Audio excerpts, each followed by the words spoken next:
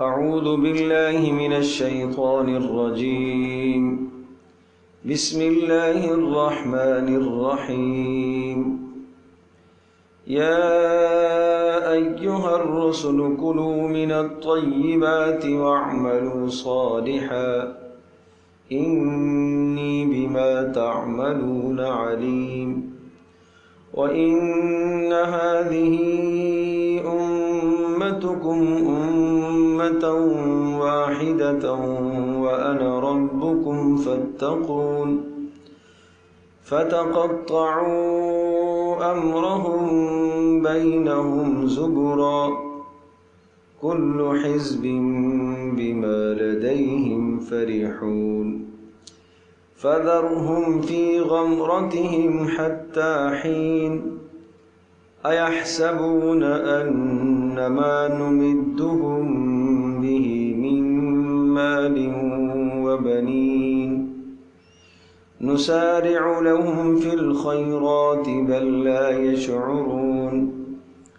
إن الذين هم من خشية ربهم مشفقون والذين هم بآيات ربهم يؤمنون والذين هم بربهم لا يشركون والذين يؤتون ما آتوا وقلوبهم وجلة أنهم إلى ربهم راجعون.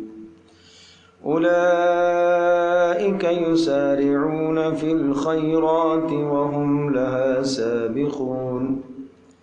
ولا نكلف نفسا إلا وسعها ولدينا كتاب ينطق بالحق وهم لا يظلمون.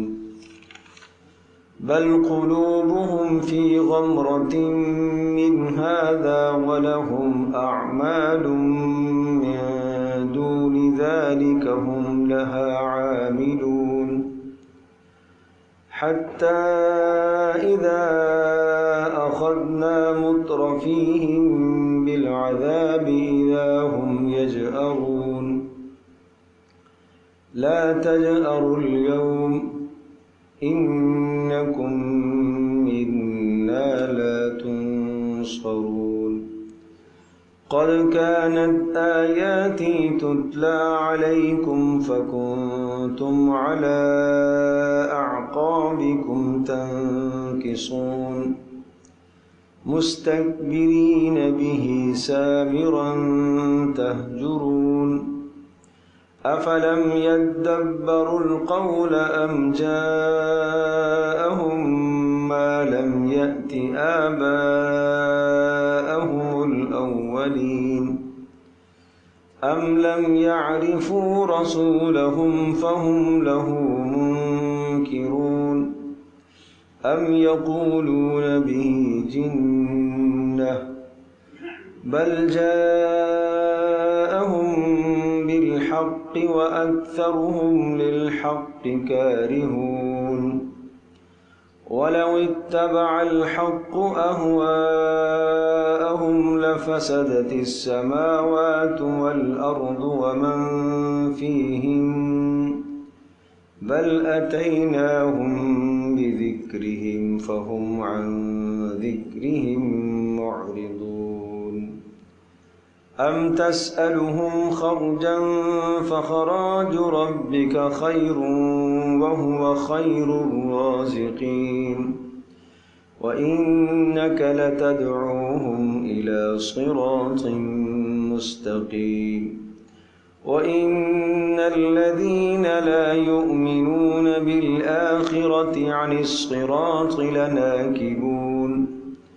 ولو رحمناهم وكشفنا ما بهم من ضر للجوا في طغيانهم يعمهون. ولقد أخذناهم بالعذاب فما استكانوا لربهم وما يتضرعون. حتى إذا فتحنا عليهم بابا ذا عذاب شديد إذا هم فيه مبلسون